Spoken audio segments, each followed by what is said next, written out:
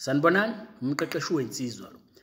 Kunensizwa nje ngibhalela imessage ku-Facebook, umjita shuthi ke uchazwe intokazi. Waye sehluleka ukuzibamba umjita, wajaha ukuthi ayigaxe ipipe lenjabulo. Ngebhadi ke nangeshwa izinto zangahamba ngendlela befisa ngayo. So ke kahle kahle ufuna ukwazi ukuthi ke iphutha lakhe libe kuphi.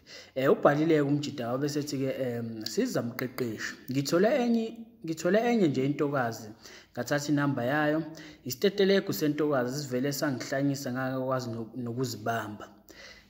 Ngacela inamba, yabona iphutha esivamise ukuthi silenze zabantu besilisa ukuthi mangabe usuthola intokazi oyithandayo uvela uhlanye kakhulu, uhluleke ukuzibamba, uluzi control kahle kahle.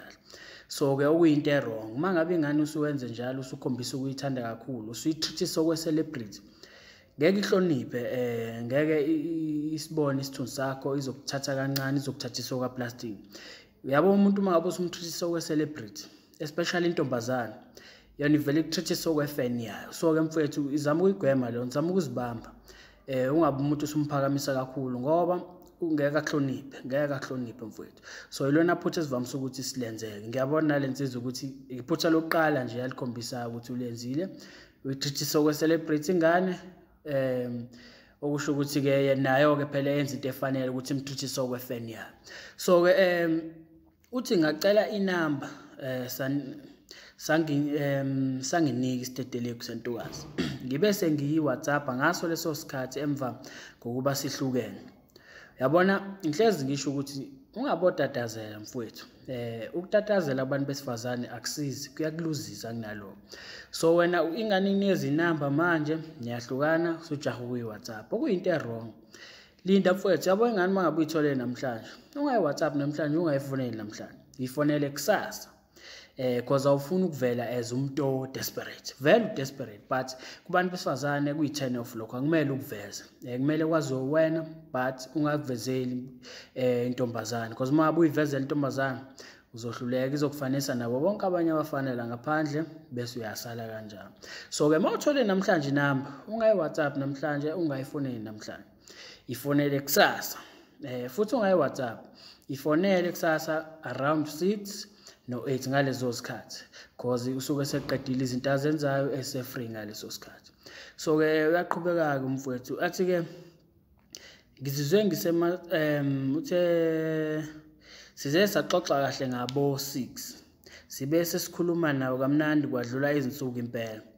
Uyabona nje lento engisho nize naxoxa ngabo 6 okusho ukuthi bisabhizwa ujaha uyi WhatsApp mhlambe ngabo 2 ingane, okuyinto wrong. Ungabotatazela mfowethu, ukutatazela abantu besifazane ukulahle eminyango. So ke uthi ke ngizwe ngisemathandweni ngoba ebingifonela nayo, okungenze ngavele ngahlanya kakhulu ngayo ngoba phela angilona igeza ngaleyo ndlela. Phela awangifoneli lawo engiwajwayele. Awubusenhlahleni kakhulu mfowethu. Kahlahle hayi ukuthi ubusenhlanhleni, uyigift wena, yabona uyisipho. So ke mangabe uyisipho ke kuyaye kuvele lokho ukuthi uyisipho kubantu besifazane. So mangabe uzithathisa okwesipho mfowethu, hayi kusobunenhlanhla. Kusukela nje namhlanje kumele uzibukeze umuntu oyisipho, because ubalekile. Mangabe uzibuka kanjalo insizwe ebalekile yesipho, umuntu wesifazane uzokuthatha kanjalo naye. But mawuzibuka nje as umuntu like engathi usenhlanhleni ukutholana naye, ayike khambe kahle. So uthi ke kuthe ngesonto lesibili ngacela ukuthi ingiphi ithuba sibonane. Yavuma yathi sihlangane ngoFriday. Ngibe sengiyithengela izinto ezimnandi phela ukuze sizokwazi ukuthi sidle kamnandi. Sibe sesihlangana ngayithatha ngayisa eRest. Yabona enye into mfethu engamele uyigade kahle kahle, kumele uyigade ukuthi ungajaha umuntu ukumthengela izinto ezibizayo umosha imali yakho, because kahle kahle lapho umnika indication yokuthi wena awukwazi ukuzimela njengensizwa, amagama akho awathembi. So kuzama ukuthenga uthando lakhe ngokuthi umthengele izipho noma inebizayo. So mfethu ayenziwa leyo nto, but ke just izinto ezincane njengoba uchaza, ngiyathemba ukuthi bekuyizinto ezincane ngempela ezingababazisi. So ke uthi sibe sesihlangana ngayithatha ngayisa eRest. Kusheshe ongaka mfowethu. Kodwa ke into engixakile ivele yathi isuthi yona yangadla ngisho nokukodwa engikuthengile. ibe isithi yahamba manje yona kunento engimele iyenze ngayiphelezela sahlukana. Ngithe ngifika endlini ngathola imessage ethi ngiyaxolisa lento yethu ngeke isebenze angidlulele phambili. Ngazama ukuyincenga kodwa yavele yangiblock. Angilazi iphutha lami mqeqeshi, siza inhliziyo yami igaya izibuza. Yabona mfethu, iphutha lakho la mina ngizokutshela mfethu, iphutha olenzile ukuthi ujahe ukuthatha ingane uyise rest. Indawo errong le, ngathi uqala uhlangana nomuntu uyamthatha umuse endlini yakho. Obvious phela uzocabanga ukuthi ufuna ukumshaya lapho, yabo. So ke wena umnikeze leyo indication ukuthi ufuna ukumhlaba. Vele kahle kahle uvele into ofuna ukuyenza, but angimele ukukhombise lokho, yabo.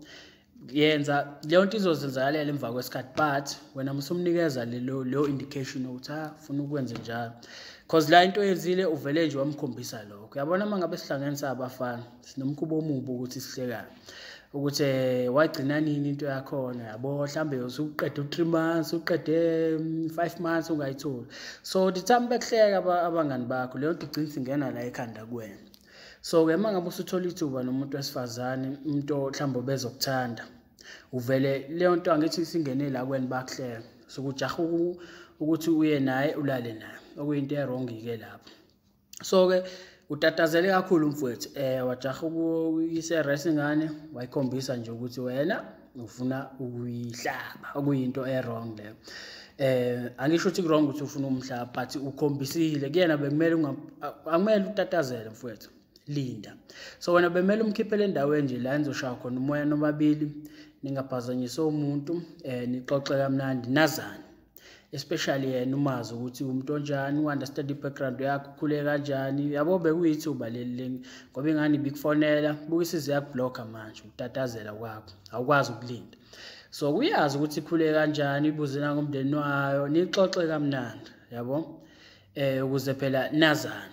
But hayi ukuthi utatazela ujaha umuntu ukuthi uyomfaka endlini ujaha ukumgaxa ipipe lenjabulo. Yabona iphutha elikhulu lelo, but vele sifuna ukubagaxa lona, but angimele ukhombise, yabo. Mangabe usukhombisa uyaluza mfowethu. So iphutha olenzile lelo, next time ungatatazeli.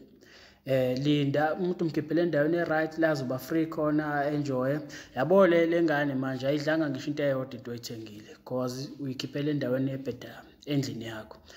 Wayinikeza indication ukuthi nje ufuna ukuyihlaba wena. So ke mfethu, next time ungalahlekelwa into e-right, kumele wenze into e-right, because manje into yenzile, thathe ingane wayifake e-rest yakho, yavele nje ingane yathuka, yabo. Shothi bisithukile because beku-obvious ukuthi uze ngomsebenzi, awuzile ngokuzodlala.